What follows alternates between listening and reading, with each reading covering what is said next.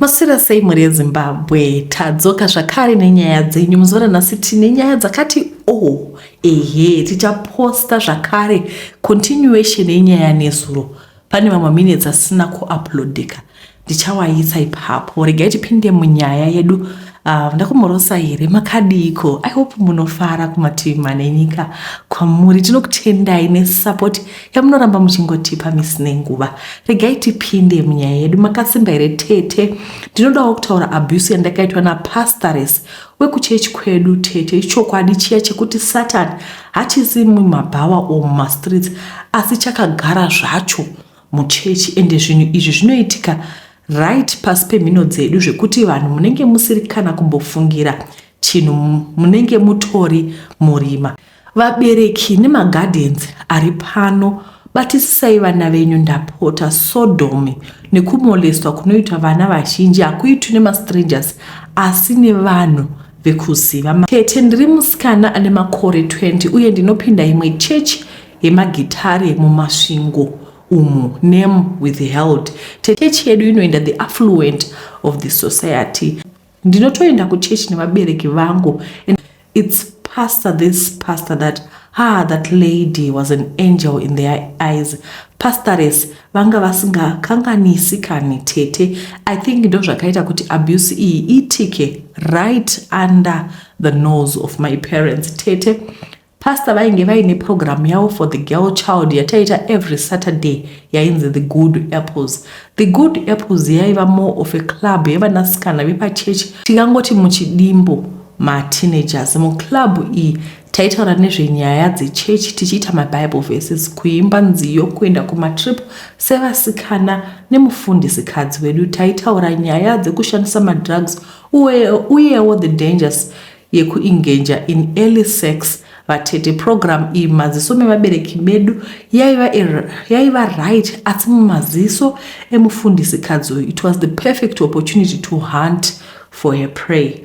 Pastoress vaizotitora one on one votibvunza kuti uchiri pure here, hausati wakanganiswa nevarume here. Kana wanga usati wakanganiswa nevarume waibva waiswa kumuhoney crisp group. Now vanoziva zvekurima uye kurima michero yemaapple vanokudza kuti honey crisp inopinda mutop 5 yemaapples pasi rino rese.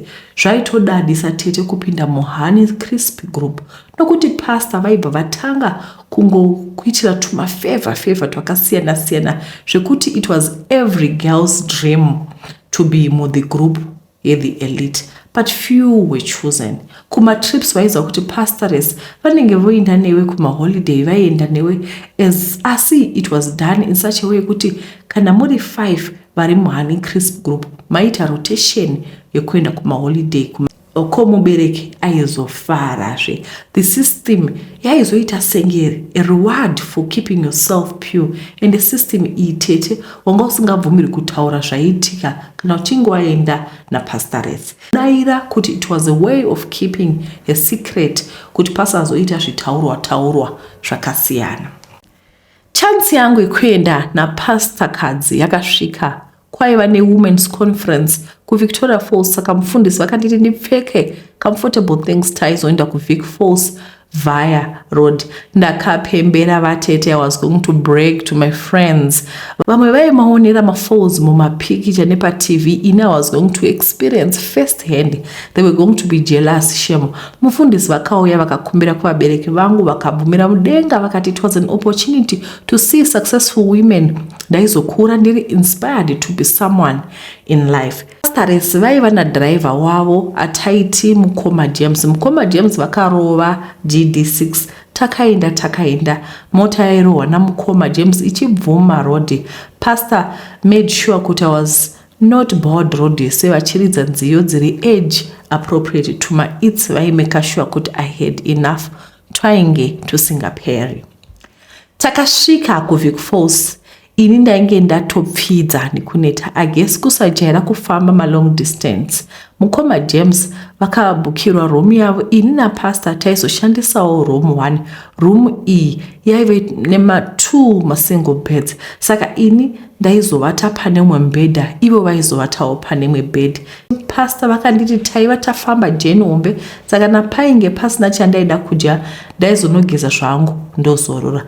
Ndichibva kunogeza ndakawana pastor vabika yavaiti herbal tea, vachiti yaizondibatsira pakurelaxa mamuscles nekuita kuti ndiwane hope sezvo taive tafamba long distance. Ndakabvunza kuti ivo vainge vasingaimwi sei, vakati vaive nema midnight calls avaida kuzoita, saka tea was not necessary. Oh, how thoughtful of her and how caring. Ndakatanga kungonzwa mazwi hope andisinganzwisisi kuti abvepi, ndiye kudubu fototozi. Ndakamuka kuneta kwavanani, asi ndainzwa kuti something had happened to me. Sikarudzi yangu yairwadza zvekuti hei chaigova chii. Last time yandakarwadza kudaro ndaive ndabata mbuni ramama ndichida kuita experiment, ndikachema zvakafundutsa mama, vakandikwatura vakati ndisabata zvinhu zvisiri zvezera rangu. Feeling yacho yaive the same tete, difference ndeyekuti pain was intense. Ndakava confused kuti chaiva chii. Mazamu angu aita kunge airumwa airwadza, asi dambudziko guru raivepo nderekuti ndainge ndisingazivi kana kurangarira any event yakaitika usiku, cause normally I'm a light sleeper, ndinonzwa the tiniest sound, asi kubva zvandainge ndapuwa TE ndainge ndisingazivi kana chino. That's right, whatever I was feeling was linked ku TE. Kuti ndaive ndapuwa ma sleeping tablets, is it possible kuti TE inospikwa? Let me take you back a little bit. Mfundisikadzi wedu aiva munhu ane tumari twake, vaitogara kurodini tete, vaine motikari dzavo, but she was childless and not married. Vaigara vachiparidza doctrine rekuti vakamirira a God assigned man from the heavens. Saka she was going to take her time. Mufundisi vakafuma vari babli tete, ini ndini ndaingoita sekiti yakatota. Vakatobvunza kuti ndaive ndarotei, ndikati handicharangariri, ini ndaive ndakaneta, saka ndakangovata flat. Takaenda conference iyi, I was bored hangu, business talk. Pastors vakazondibhukira maactivity akasiyana-siyana ekuti ndiite. Kunakidza ainakidza, asi deep down I was troubled. Nemuviri wangu wairwadza. Maactivities akapera zvichira kuti tainge tasara ne1 day rekuti tidzokere. Manheru Prophetess vakati ndinoita freshen up. Ndakawana vabika tea yatete zvakare. Manje this time I was not going to drink it. Vasingaoni ndakaikutira muflower pot yaiva mubalcony. Whatever chaitika ndaida kuona kuti chii. Kwapera chinguva I think Prophetess vaida kuona kuti ndavata here. Vakanditswinya dama, ini kuita senge ndakarara. Tete Prophetess vakakurura hembe dzangu, vakatanga kundikatanura, vachindibata-bata, vachiita zvinhu zvisingatauriki pamusoro pangu. Right, ndaive ndavabata, manje apa ndaidii? Ndivaratidze kuti ndazviona here? Ko vakandidzvinya ndikafa.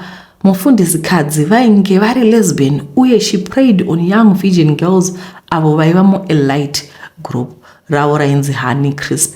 Ndosaka vaifamba nemunhu 1-1, vaizviitira kuti vakadhraga vagokuviolata and rape you in a sleep. Vaitiwa nezvitoyi zveplastic zvavaikushandisira zvaivigwa mukesi reBible. Kapretenda kuvata tete. Ndaida kufonera maparents angu the first thing in the morning, asi kana maparents angu akasandibheliva, ko kana vakapanika vakaita alert pastors, ndinenge ndava mudanger. Prophetess vai-operate like big cats in the world. Kune vanoona National Geographic's shumba inouraya the vulnerable. Ndo the same operation yaishandiswa namufundisikadzi kumolesta ma-unsuspecting pure virgin girls. The last day of our stay, ndakati ndaida kuona TV, ndakaona kuti mood yavo yachinja, havachandifariri zvamuchose. Musi wekuti tisimuke tidzokere kumba wakasvika, takasangana pareception namukoma James. Mufundisikadzi vanenge vakazviona kuti mufaro waiva mushoma. Ndikavaudza kuti ndaive nema-pre-period pains andainzwa kana nguva yangu yoda kusvika, saka ndaisanzwa mushe. tete ndakasvika kumba handina kuudza maparents angu. I became moody and violent. I blame them for what happened to me. Kuti vaiva too trusting kuvanhu. Ndosaka zvakadai zvainge zvaitika. Asi mukuitika kwazvo izvi ndaiva nemubvunzo wandaiva ndisingagoni kupindura. Mufundisikadzi vaive vakaromba here? Vaive vakaromba nemushongo wechikwambo chechirume yaida kuti vashandise mapew girls here? Vaive lesbian here? Asi kana vaiva lesbian nemhaka yei vaitageta young girls to molest? Nemhaka yei tete vainge vasingatsvaki lesbian partner yavo yavanoita underground, sezvo ma-same sex relationship aiva asingabvumidzwi muZimbabwe? Vaive nedemon here? Demon rechirume raitodawo kuitwa cast out. Ndakaita shut out people from my life ndikatanga kugara mumba. Trigger yakazouya after my young sister Alvina aiswa muhani crisp group iri. Ndaiziva kuti what happened to me will happen to her again. Mama nadhedhi vainge vatobvuma kuti aende namufundisikadzi kuDubai. Vainge vatosaina ma-consent forms ekuti Alvina aende navo sezvo anga ari underage. Ndakangoita senge ndagwara tete kwava kuita semvumba inorwira vana vayo. Ndipo pakazoziva vabereki vangu chokwadi chainge chaitika kwandiri. I just burst out. Ndatanga kudadanura nemo zvese zvainge zvaitika. Mama nadhedhi they were shocked. Nyaya iyi ikaenda kumapurisa ikaitwa investigation. Ati ndipo pakabuda chokwadi chose. Pastor had molested over 40 girls per church, vamwe whom she paid fees for.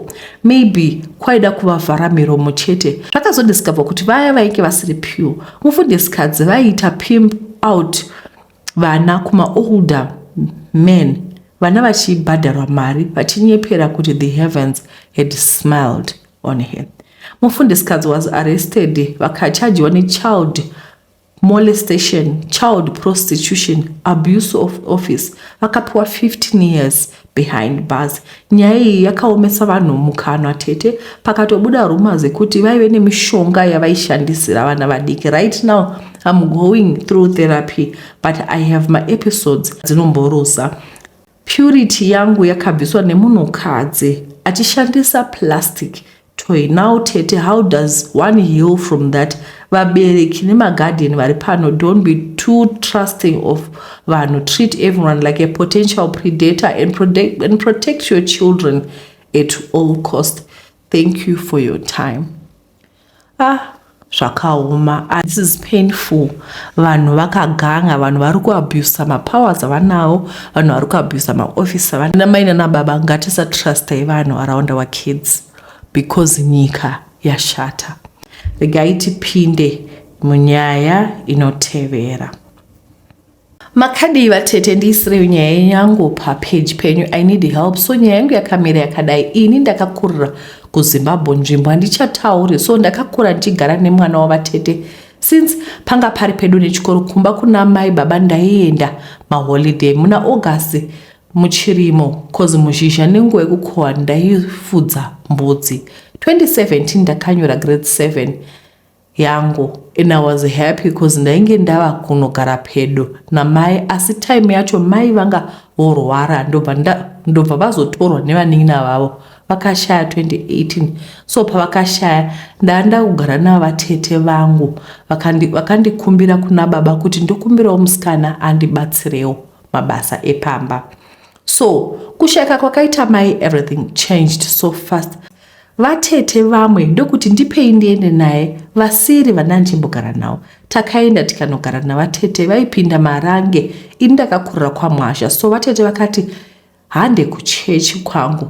Andina kuramba, ndakati handei, but chakazondibhowa. Tisati tasvika kuchechi takasangana nemumwe murume wekuchechi kwavo. Akati ko vatete mogara nemumhandara wese akura isu tichitsvaka vakadzi. Vatete vakangosekerera. Tikapinda chechi tikabuda tamunzira. Vatete vakatanga kundinyengera murume uyu apa anga agara ane vakadzi vamwe vatatu. Ndikaramba. Kava last day rangu rekuendako. Zvakazokonzera kuti vatete vandivenge. Vakati hure unoramba varume vemuchechi. It might sound fun, but kubva ipapo kusvika nhasi handina zororo. Ndakatanga kuenda kune dzimwe chechi dzaipinda vana vavo nevaroora vavo cause I used kuenda kuchechi dzeberia pandaenda kuholiday mai vachiri vapenyu. So ndaiwa kusununguka kana ndaenda chechi dzeberia cause ndo dzaipinda vana vavatete. Asi rugare papasisina vatete vakasvika pakuvakisa imwe room vakati chishandisa iyi handidi minamato yako mumba mangu unondikanganisira mvura dzekuchechi kwangu. But nekufambawo mumaprofita vatete vanonzi vakandipa murume, that's why vachida ndiende kuchechi kwavo ndisaenda dzemaprofita. But ndakaramba, ndakatsika giya ndikati andimbofi ndaenda kuchechi kwavo. Zvakakonzera vaende kuna baba vakati torai mwana wenyu handigari nehure nababa hatichaonani nekuda kwavatete. Ndakatora nabamunini munin'ina wababa kuuya kuno kuSouth Africa, yet hapana chandaiziva about this whole drama. Ndisati ndauya semuvatete ndakati ndoda kumboenda kuJoni kuna bamunini. Vakati une sure unonogarisa nemukadzi wabamunini vako? Ndakati vakati heya. Ndikauya tikagara zvakanaka pasina problem. In fact pakati pabamunini nefamily papasina communication. Ndakatozovabatanidza nekuuya kwangu Joni because bamunini vakauya kare. Ini kuzowana namba dzavo ndakapiwa nemwana wavo, ndamuona paFacebook, then boom takagara kudaro vatete ndokuti mamutora henyu asi hagareki naye ihure. Kuno kumusha akapinda mabhawa so many things. Mukadzi wabamunini ndopa akatanga kuti ina handigari nehure, ini ndakazvara vana vakomana vane musoro. Akatanga kuudza vanhu kuti ndiri hure and handidi kugara nehure. So many things. And bamunini aiita zvavaiudzwa nemukadzi wavo. Panga pakupisa pamba ndikasvika pakugara nemukomana wandanga ndisingadanani naye. Vakati zvefuti neni vakaudza vana sisi vemunhu wandaigara naye kuti mudzingei kumba kwenyu moridi hure rozikanwa kubva kumusha muchazadzirwa hanzvadzi chirwere. Ndakabva vakati hatidi kugara naye, kana abva ikoko anotsvaka pekugara. Now ndakugara hangu ndega, but problem yaivepo baba vangu vakati ndisasvika kumba nekuti ndiri hure. But wandakahura naye hapana, ende kubva ndichikura handina kumbokura ndichigara navo. But all of a sudden vakangoti handidi hure pamba pangu. Vakati Beth ndoripisa nechitupa handina, please help me, I'm just 22 years old lady and handidi hangu mweya wekuzviuraya nekuda kwefamily cause now wekuchemera handina. Ende munhu wese anongoti uri hure vatete vake vakatadza kugara naye plus baba vake vakakuramba tisu tingazvigona. Ndokumbira kana pane vanokwanisa kundipa maidea kuti ndodii uye kana pane vanokwanisa kunditorisawo Beth, please. Thank you kune vachabatsira. Ndiri kuPretoria kuSouth Africa.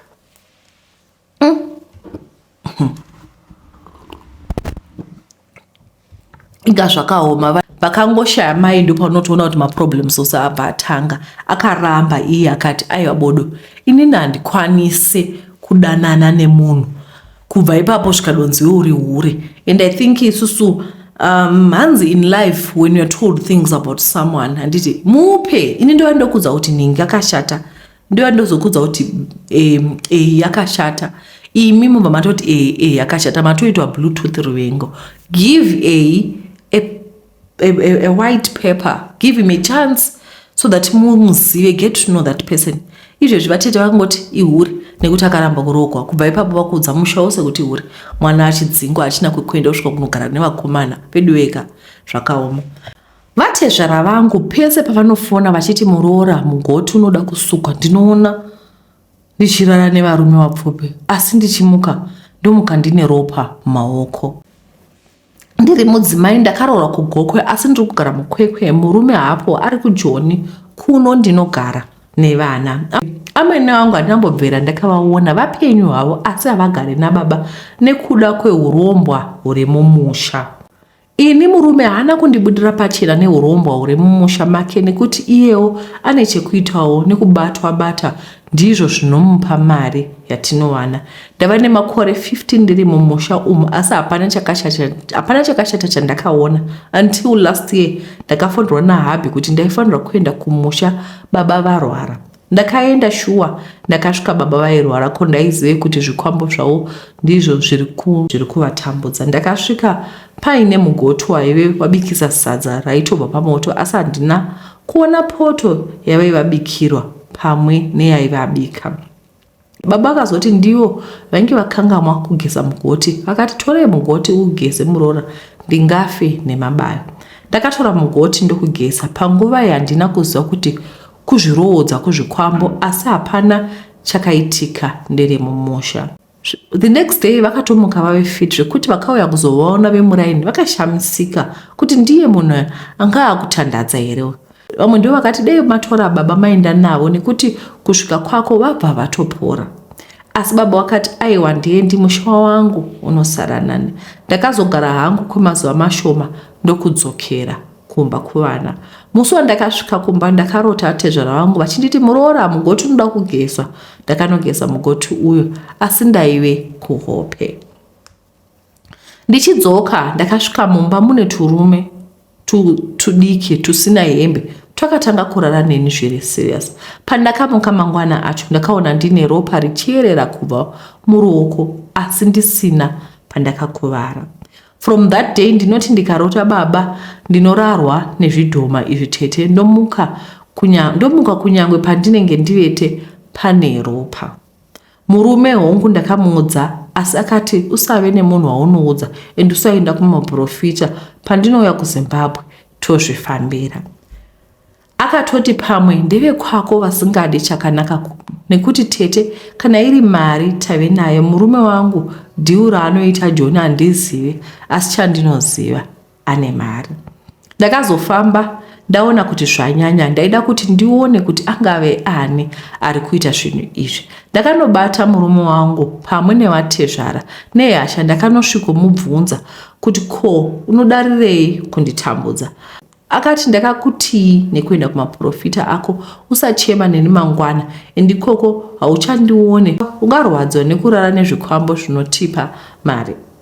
Tete akabva andibhuloka ndokutanga kwandakaita kufirwa nevana ndinovaviga baba vavo vasipo. Ende vatezvara vangu havauye futi kuzochema vana veukama hwavo, vanotovatya kana kuvatsiura vanotya kufa. Tete ndatambura ini ndibatsirewo ndibve munhapwa umu nekuti zvikwambo zvinondibata every night kubva zvandakaenda kun'anga.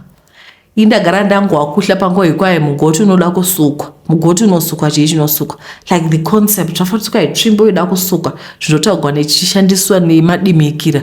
What is that? Unoona kuti kusuka mugoti kusuka chinhu chomunhu. What is that? Zvinhu zvacho.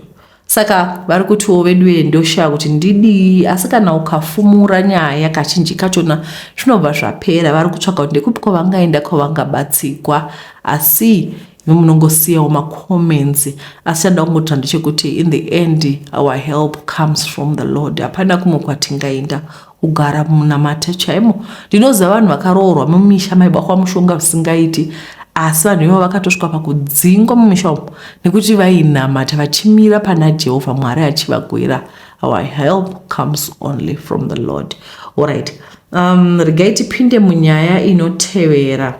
Ndakabarirwa muchechi yeposori ndikakuramo tichigara kumweneze. Ndaiwirirana nemukomana wataigara naye kumusha, taive vavakidzani tichipinda chechi imwe.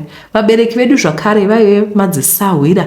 Ini chipo chekududzira hope chakabundawo ndiri grade 7 pamwe nekuturikira ndimi. Zvinova zvakazoita kuti ndisiye chikoro ndakunoswera paZambara nemuprofita wepachechi pedu. Asi shamwari yangu akaramba achienda kuchikoro. Dzamara apedza ndokuwana basa kuHarare.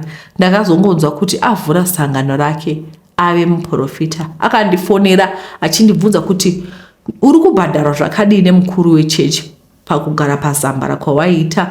Ndakamuudza kuti hapana mari iri kubuda, kana ikupa mukadzi nevana pakaipa ndotoshaya sipo nekuwachisa gemenzi. Akati kana wasununguka ndikuda munhu anondidudzira hope pamwe nekuturika ndimi, ndinenge ndichimupa mari pane yatinenge tawana kubva pama1 on 1. Ndakabvuma ndokuya kwandakaita kuno, ndikazogara mwedzi miviri mukadzi nevana vachibva vanditevera nekuti ndaive ndapiwa pekugara muGlenview. Takatanga kurova basa, sowe rikatanga kuzara zvekudaro ndikatengerwa mota. It was so fast. Zvakaitika tete ndakazopiwa Betimaya neshamwari yangu muprofita uyu. Kati ndinoda ugare naro kumba kwako, uchifamba naro pese patichaenda kunoita zviprofita zvedu, ndiwe unenge wakapakatira Betimaya iri.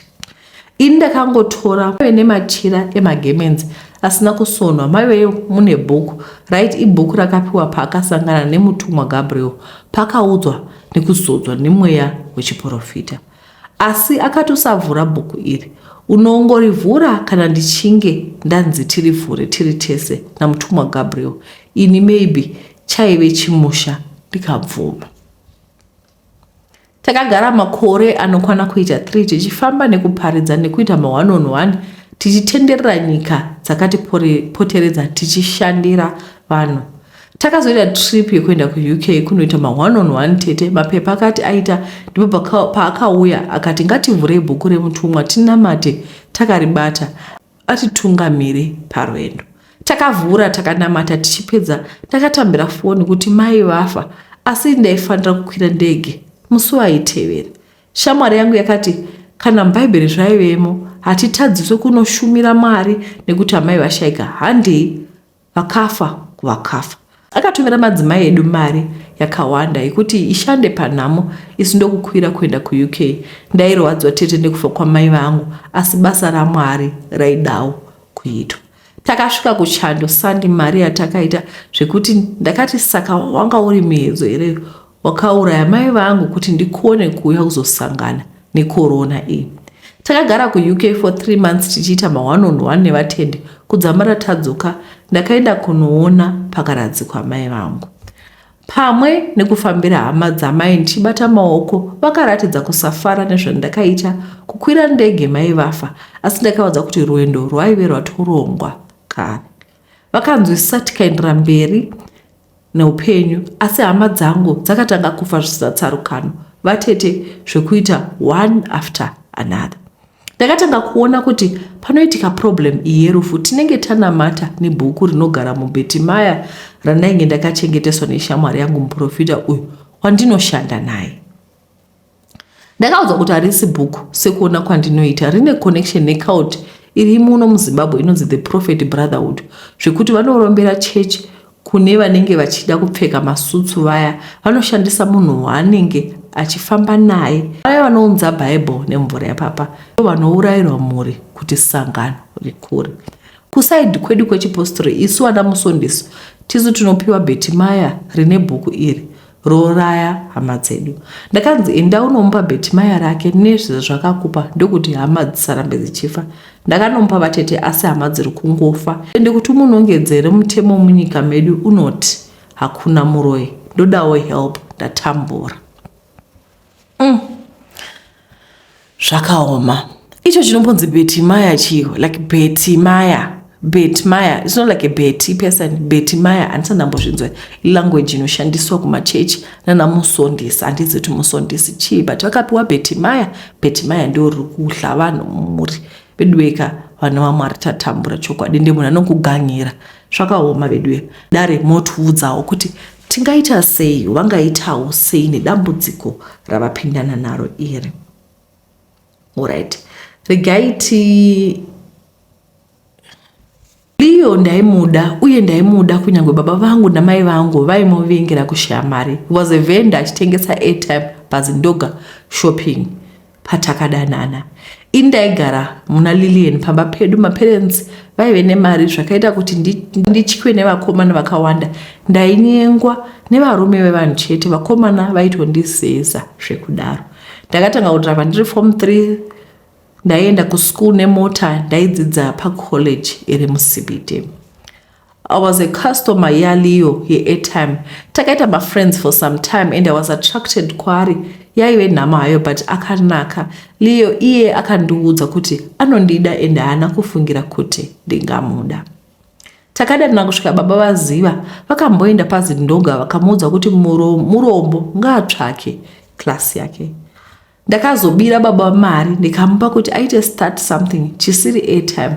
Akatanga kutengesa macape mutown until ave nani. Ndakatotizira vatete ndokuita mwana asi zvinhu zvakaoma baba vainge vasingade kundibatsira. I was angry kuti ndakada murombo. Ndakazoudzwa nemwe mukadzi wandaiwirana naye kuti kune munhu aiva achikwanisa kuita kuti ndiite mari, asi ndakati ndinoda kuti habi wangu aite mari kuti ave nechiremera kumusha kwangu. cause ndaiti ndikaenda naye kunhamo yekwedu tete aitwa ese basa rese risingadi mari ndiye aiita.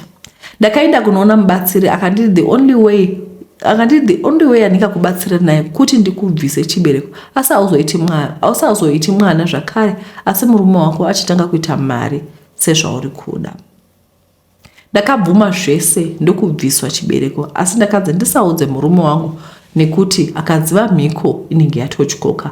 Ndakadzokera kumba ndokugara as usual. Life yakatanga kuchinja bit by bit. Vatete tatuwa nemari paya, zvinhu zvakatanga kuendeka. Kunyange baba vangu vakatanga kupa mukwasha respect, asi tete mari inochinja munhu. My husband aive akubaka asachandione munhu, akutondiona unge dhimoni pamberi pake. Akatanga kuita chipfambi. Ndakarwadzwa ndokudzokera kumubatsira akati ndoda kubika kuti uchinje kuita nyoka pese pachaenda murume wako kuloji. Vachingopedza kurara vese unobva wachinja kuita nyoka, woenda kwavari unoruma musikana wobva afa. Ndakati hapana imwe way here, asi ndakanzi ndizvo zvega. Ndakamboramba it first ndokudzokera kumba, asi Leo akatozouya nemukadzi achiti ndoda barika. Ndokuenda kwandakaita zvekare kumubatsiri ndikati ndibike. Ndakapinzwa mune ganda reshato raiva mumba men'anga iyi. Ndokutanga kubikwa nemushonga ndirimo ndichidikitira. Ganda rangu rakatanga kushanduka kutora ruvara rweshato. Ganda reshato rakabva ranyura munyama yangu. Nanhasi ndinaro vatete. Ndapedzerwa ndakanzi uchisvika mukadzi uyu acharongedza oenda. Achisvika mumba kwavo anofa. Shuwa tete ndiye mukadzi wandakatanga kuuraya. Kuenda kwakaita mukadzi uyu achinofa ndiko kudirwa kwakaitwa Leo fiwe wechihure tete. Pari zvino pfambi dzake dzandauraya dzawandisa, asi haasi kuregedza matambudziko ekumukirwa nevafi ava andinyanyira zvekuti Leo haachatouyi pamba nekuti pakuitika zvinhu zvinohlisa. Ndiri kufunga kumudza chokwadi chete kuti uri kufarisa, asi kuti uite mari chibereko changu. Asi I'm afraid kuti ndinoluza Leo futi. Ndomuda tete, asi akazviziva kuti ndiri nyoka yaanona pese panorora nemunhukadzi. Hazvizomire mushe. I think I'm being used nemubatsiri uyu tete. Please help me neadvice. Ndoita sei? Ndotyora mhiko here kana ndoramba ndichirondwa nevafi? Leo wacho atogarwa nechipfambi. Okay, ndachipindura message. Ndo zviripo izvi. I think this is a painful story because msikana ari kuti mukomana aisadiwa nemaparents angu. Ndikasvika pakutengesa chibereko kuti aitwe recognized because kana usina mari pakafiwa kuna uchinzi bamnini temai huni, bamnini viyai mombe, bamnini olodai macheya, offloadai macheya, you know, because hauna mari. Mabasa osa asingadi mari ndio unonge uchiwaita. It's very funny as Africans the way we treat each other. Saka vari kuti ndakaona kuti murume wangu kuti ave munhu pavanhu regai ndi sacrifice. She really made a sacrifice even though it was a wrong cut, and the shortcut is a wrong cut. And from the word go ingadai vakateerera maparents kuti maparents akati I don't want you to marry this person, but she married for love. Zvino muchinda uyu akati aona mari. Kazhinji kacho munhu kana anga asatamboita mari muupenyu hwake, musi waanoona mari anoshuva ndodii. Pane nzou inoti kwai mangu nemali akulaleke. Akulaleke endlini. You can't even sleep in your house, dude. Like, no, ndakuda kuenda kunospenda finance, kunotetena finance. Zvakaoma ndiri kuvahope dzakawanda. Anyway, ndizvo zviri kusanganikwawo nevamwe izvi. Handizivi kuti mungavabatsirawo sei. Asi zvinorema. Anyway, muve nezuva rakanaka. Ndinokutendai nekuteerera kwamaita. Ndichauploada zvakare last part of the video yandaifanira kuuploada nezuro isina kuzouploada iyaya. Then you take it from there. Thank you for watching, guys. Muve nezuva rakanaka. Ndatenda. Bye bye.